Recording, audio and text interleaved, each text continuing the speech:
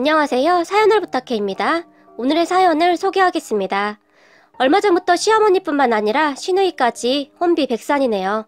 그 모습을 보면서 그러니까 사람이 심보를 곱게 써야지 하는 생각만 듭니다. 그리고 그런 시댁 가족들을 보며 속이 다 시원해집니다. 우리 시댁은 시누이 한 명과 서방님 그리고 우리 남편이 있습니다. 시부모님은 돈이 조금 있는 편이에요. 시아버지가 젊었을 때 부동산에 관심이 많아서 여기저기 투자 겸 샀던 것들이 꽤 잘 됐던 모양입니다. 그런데 돈만 있으면 뭐 하겠습니까? 돈 있다고 없는 사람들을 그리도 무시하는걸요. 그러다가 이번에 아주 큰 코를 다친 거죠. 우리 친정은 굉장히 어려워요. 우리 부모님은 참 좋으신 분들이지만 돈복이 없는 것인지 저는 살면서 단 한 번도 풍족해 본 적이 없었던 것 같아요. 한 번은 제주도로 수학여행을 간다고 하는데 그 돈이 없어서 엄마가 여기저기 빌리러 다니던 기억이 너무나 선명하게 나기도 하네요. 그런 집안 환경 때문에 전문대학도 참 어렵게 졸업을 했고 바로 취업을 했어요. 바로 밑에 동생이 한 명 있는데 그 동생한테는 적어도 대학 학비만은 걱정 없이 다니게 하고 싶었거든요. 그렇게 저는 취업해서 악착같이 살았어요. 친구들은 돈 벌어서 해외여행 간다 뭐 한다 그랬지만 저는 돈 벌어서 가족들 챙기기 바빴으니까요. 그러다 20대 후반에 지금의 남편을 만났는데 남편은 굉장히 부유한 편이었어요. 저처럼 가계부를 쓰지도 않았고 별 고민도 하지 않고 돈을 썼거든요. 남편의 그런 모습이 사실 부럽기도 했어요. 그냥 늘 당당해 보였거든요. 그렇잖아요.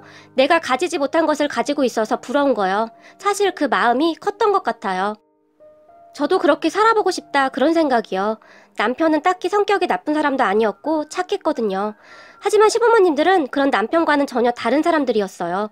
돈이 없다는 이유로 저를 정말 많이 힘들게 했거든요. 그런데 참 이상했던 것이 시부모님들은 돈이 없는 저를 그렇게 대했지만 결혼을 반대하거나 하진 않았어요. 다만 저에게 항상 솔직히 너도 양심은 있는 거지? 돈이 없는 너를 이 정도로 살게 해줬으면 너도 뭔가 성의를 보여야 하지 않겠니?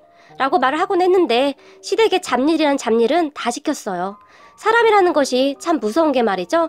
시부모님과 시누이에게 항상 그런 말을 듣고 사니까 정말 그 말이 맞는 거구나 하는 생각마저 들었어요. 그리고 사실 남편과 결혼한 후 돈 걱정 없이 살고 있었던 것은 사실이었으니까요. 시어머니와 시누이가 무슨 일을 시켜도 그냥 군말 없이 다 했던 것 같아요. 생각해보면 시부모님은 돈은 조금 있으니 저같이 말 잘 듣는 며느리가 필요하기도 했던 것 같아요. 하라는 대로 다 하니까 얼마나 좋았겠어요. 단지 남편만이 시부모님이 저를 함부로 부려먹고 하면 제 편이 되어주었는데요. 그런 남편에게 저는 늘 괜찮아 내가 좋아서 하는 일인걸? 이라는 말을 하기도 했으니까요. 한마디로 착한 며느리병에 걸린 거죠. 아니네요. 그냥 돈이 좋았던 것 같네요. 그런데 우리 시댁의 그러한 것들은 동서가 들어오면서 끝장이 났는데요.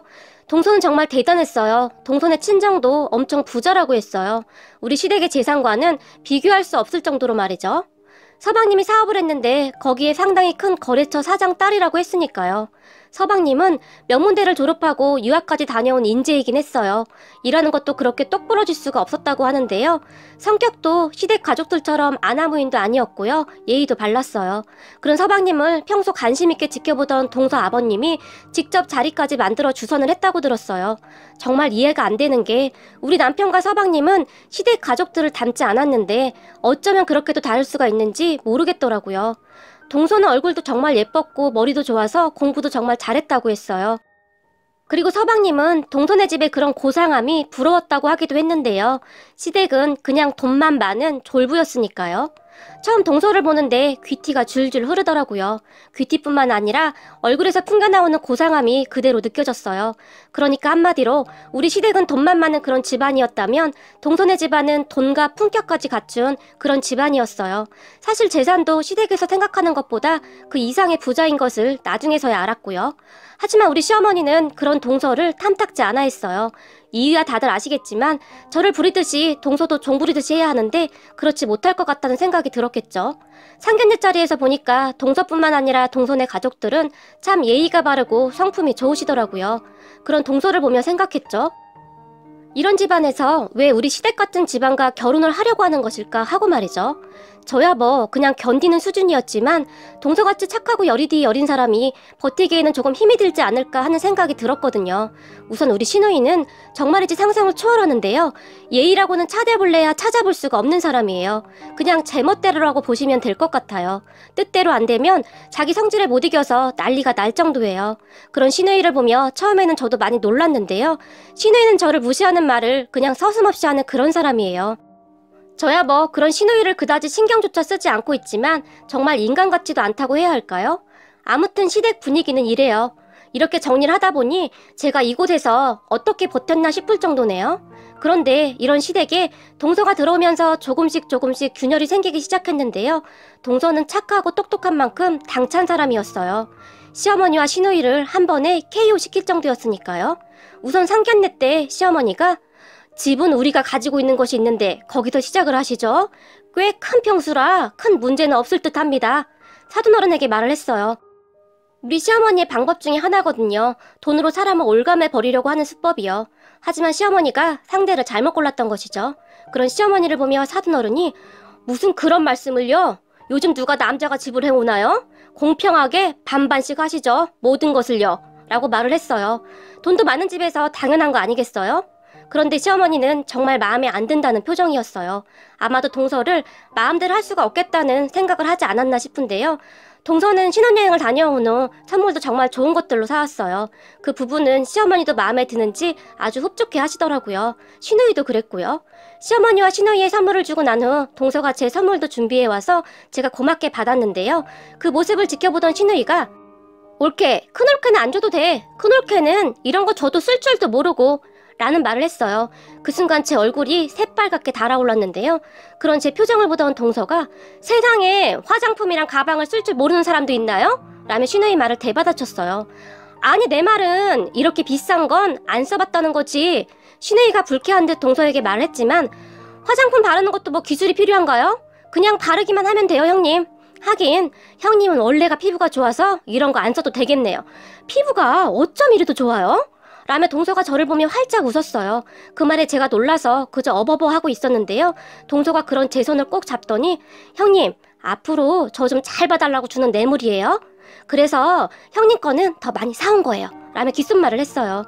그 말을 듣는데 저도 모르게 울컥하더라고요. 시댁에서 저는 그저 가정부 취급을 받았을 뿐 그동안 그런 대접을 받아본 적이 없었으니까요. 동서는 참 착하기도 했지만 배려가 많은 사람이었어요. 그냥 몸에 배려가 배어있는 사람이라고 해야 할까요?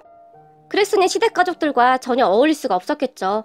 동서도 처음에는 시댁 가족들과 잘 지내보려고 했지만 시댁 가족들의 실체를 알고부터는 되도록이면 시댁에 오지도 않았어요. 시댁은 주말마다 다 같이 모여서 식사를 하곤 했는데요. 본인들 생각으로는 그렇게 하면 화목하게 보인다는 그런 생각을 하는 것 같았어요. 저는 그저 우울하기만 했어요. 하루 종일 주방에서 일만 해야 했으니까요. 남편이 착해서 좀 도와주려고 하면 시어머니가 눈을 시퍼렇게 뜨고 째려봐서 제가 오히려 더 힘이 들더라고요. 그런데 동서는 그 꼴을 절대 그냥 보고 넘기지 않았어요. 어느 날 주말 저 혼자 이리 뛰고 저리 뛰고 음식을 하고 있었는데 동서가 왔더라고요. 그리고 주방에서 분주하게 일을 하고 있는 저를 보던 동서가 형님도 가족인데 왜 형님만 주방에서 일을 하는 거죠? 가족들을 보며 말을 했어요. 그런 동서를 가족들 모두가 놀라서 바라보고 있었는데요. 무슨 말이야? 지금껏 큰올케가 혼자 다 했는 걸.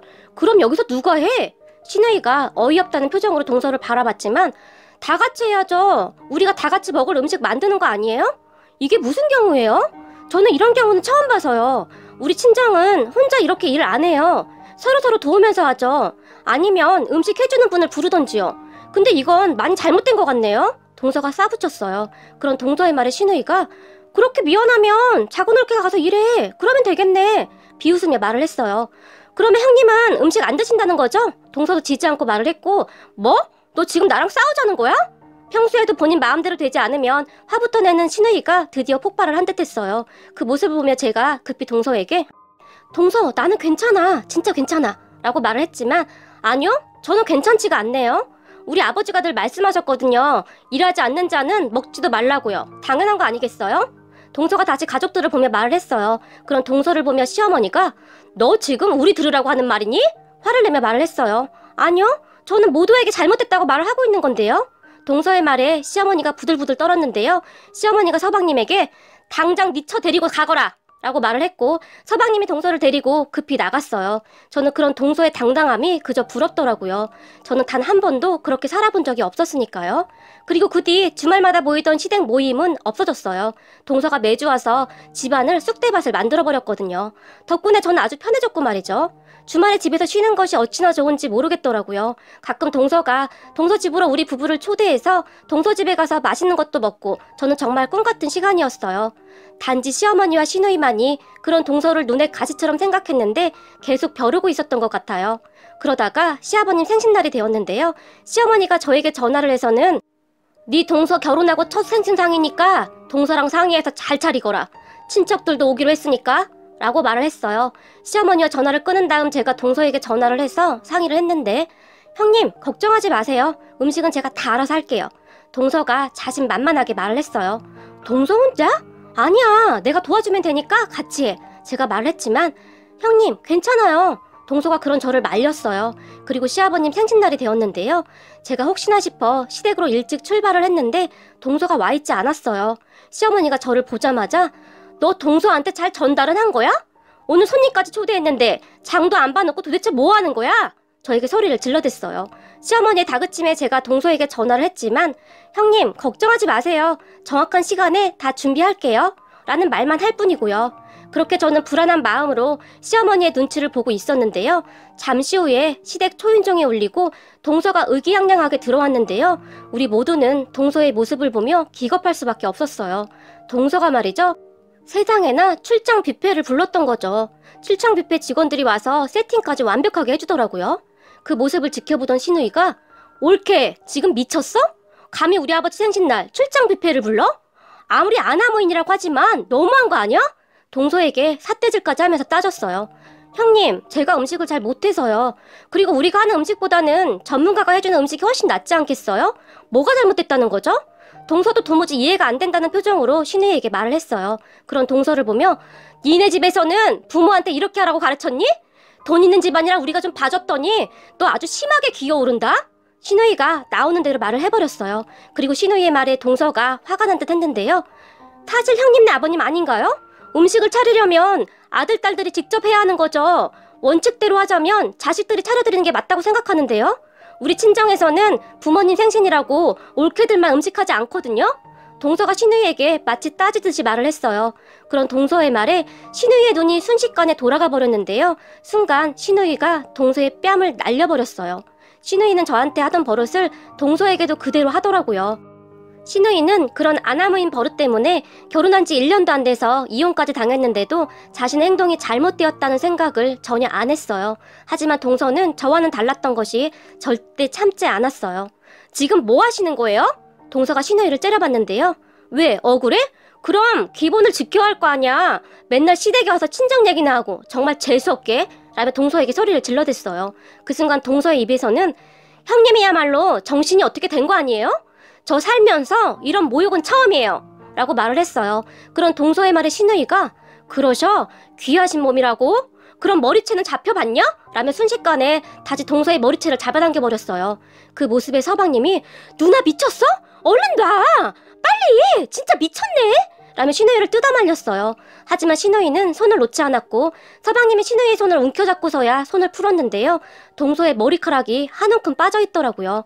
그리고 동서가 빠진 머리카락을 보더니 서방님한테 자기야 내 머리카락 빠진 거 챙겨. 증거로 가지고 가야 하니까 라고 말을 했고 서방님이 머리카락을 주섬주섬 챙기는 웃지 못할 광경이 연출되기도 했어요. 그 모습을 보며 머리카락은 왜? 시어머니가 짧게 물었고 증거로 쓰려고요. 동서가 시어머니에게 정말 아무렇지도 않게 말을 했어요. 증거라니 우리를 신고라도 하겠다는 거니? 시어머니가 물었지만 동서는 그저 글쎄요 한번 지켜보시죠 라며 나가버렸고 서방님이 동서를 따라 나가면서 시누이에게 누나 사람 잘못 건드렸어. 각오해야 할 거야. 나는 모르겠고 이번 일은 누나가 다 잘못한 거니까 나중에 딴소리 나지 마 라고 말을 하며 나가버렸어요. 그런 동서를 보며 시어머니가 아주 속이 다 시원하다. 잘했다 잘했어. 자기가 신고를 하긴 어떡해. 그러면 우리가 겁이라도 먹을 줄 아나 봐. 오히려 시누이 편을 들면서 웃었는데요. 시어머니와 시누이는 동서를 완벽하게 파악하고 있지 못했던 것 같아요. 그래도 동서가 착한 사람이었던지라 절대 그러지 못할 것이라고 생각을 했던 것이죠. 하지만 그렇게 나가버린 동서는 바로 병원에 입원을 해버렸어요. 동서에게 그러한 소식을 전해들은 사돈어른이 난리가 난 건 말할 것도 없고 말이죠.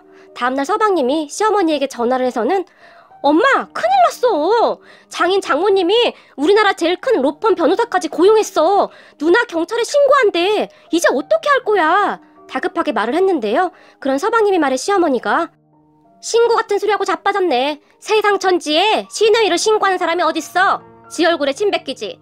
그냥 너 겁주려고 하는 소리니까 신경 쓰지 마. 시어머니가 비웃기까지 했다고 합니다. 서방님이 시어머니와 시누이에게 당장 동서한테 사과하라고 해도 씨알도 안 먹히니 우리 남편에게 전화를 했는데요. 형, 큰일 났어. 장인 장모님이 변호사까지 고용했는데 엄마랑 누나가 믿질 않아. 어떡해? 우리 집사람 절대 합의 같은 거 안 해주겠대. 서방님이 답답하다는 듯이 말을 했어요. 제가 동서와 친한 것을 잘 아는 우리 남편이 동서에게 전화를 해보라고 해서 전화를 해서 동서, 몸은 좀 어때? 많이 놀랐지? 제가 물었어요. 형님 그동안 이렇게 사신 거예요? 진짜 어이가 없는 사람들이네요. 우리 남편 하나 보고 결혼하긴 했는데 시댁 사람들이 이 정도인 줄은 몰랐어요. 저 가만히 안 있을 거예요. 저도 뭐 무서울 것도 없고 그동안 형님한테 돈 많다고 갑질도 많이 했다면서요? 제가 앞으로 돈이 뭔지 제대로 보여줄게요. 그리고 돈을 어떻게 써야 하는지도 제대로 보여줄 거예요. 형님은 그냥 모른 척 하세요. 동서는 아주 작정을 한 듯해 보였어요. 하지만 시어머니와 시누이는 아무 생각이 없어 보였어요. 그리고 동서는 정말로 시누이를 경찰에 신고해버렸어요. 그런 동서를 보며 시어머니가 깜짝 놀랐는데요. 독하다 독해. 어쩌면 시누이를 경찰에 신고를 해? 라고 혀를 내두르며 동서에게 전화를 했지만 동서는 전화를 받지 않았어요. 이혼까지 불사하겠다며 변호사까지 고용을 했더라고요. 그것도 어마무시하게 큰 대형 로펌 변호사로요. 변호사 말로는 동서가 합의를 안 해주면 이 사건은 정말 큰일이라고 하더라고요. 그 바람에 시댁이 온통 난리가 났는데요. 시댁도 변호사를 고용한다 뭐한다 한참을 그러더라고요. 그런데 시누이가 동서에게 한 짓은 명백한 사실이기 때문에 무조건 합의를 해야 한다고 했대요. 그렇게 결국에는 시어머니와 시누이가 울며 겨자 먹기로 동서가 있는 병원으로 찾아갔는데요. 시어머니가 저까지 데리고 갔어요. 네가 네 동서랑 친하잖니? 네가 가서 말 좀 잘해줘라. 네 시누이 경찰서 갈 순 없잖니? 라고 말을 했어요. 하지만 저는 동서를 설득할 생각이 조금도 없었어요. 이번 기회에 시누이가 정신을 좀 차렸으면 했거든요. 그런데 동서 병문안은 가야 하니까 우선 따라 나서긴 했는데요. 동서가 입원한 병실 앞에 도착을 했는데 경호원 한 명이 서 있었어요. 동서의 친정아빠가 화가 많이 나서 가만 안 있겠다며 경호원까지 고용했다고 하네요. 그 순간 동서의 말이 떠올랐어요. 돈을 어떻게 쓰는지 보여주겠다고 했단 말이요. 그럼 경호원은 우리에게 성함이 어떻게 되시죠? 라고 물었어요. 경호원의 말에 나 저기 안에 있는 사람 시험이 되는 사람이요. 문 열어줘요. 라고 말을 했는데 시어머니의 말에 경호원이 성함만 말씀해 주시면 됩니다. 다시 짧게 말을 했어요. 그 말에 시어머니가 내가 시엠이라니까? 라고 소리를 질렀는데요. 제가 보기에 시어머니는 그때까지도 정신을 못 차린 듯 했어요. 경호원이 시어머니 말에 오히려 단호하게 성함을 말씀해주지 않으시면 못 들어갑니다. 라고 막아섰어요. 경호원의 말에 시어머니가 박경순이요. 씩씩거리면서 말을 했고 박경순님이라 명단을 쭉 훑어보더니 명단 리스트에 박경순님은 없습니다. 돌아가십시오. 라는 말을 했어요.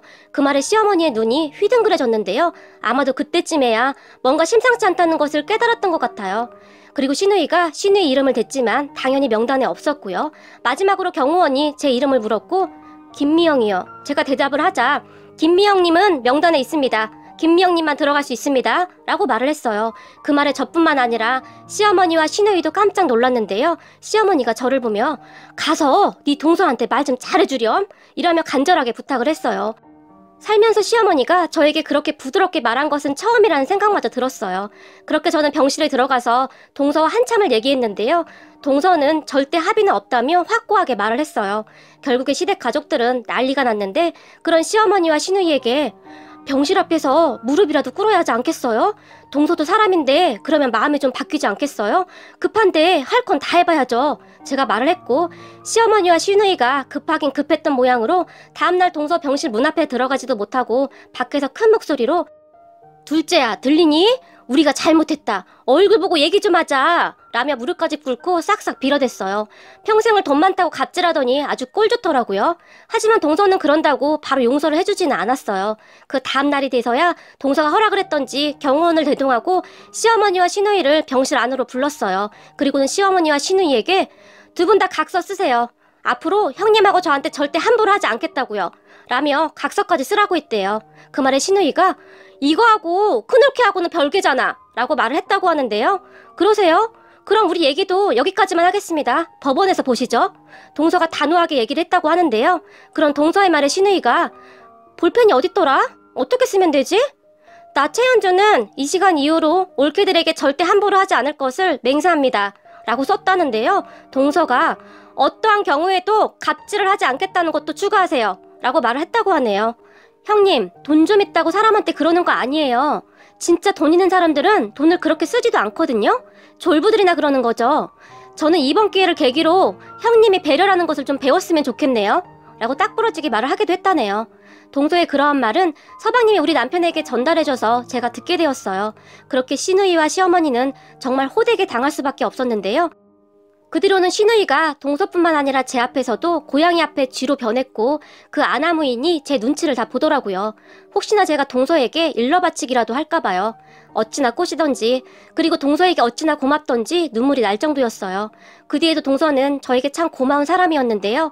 저희 친정아버지가 수술을 해서 병원에 입원을 했는데 동서가 선물을 바리바리 싸서는 병문안을 와줬어요.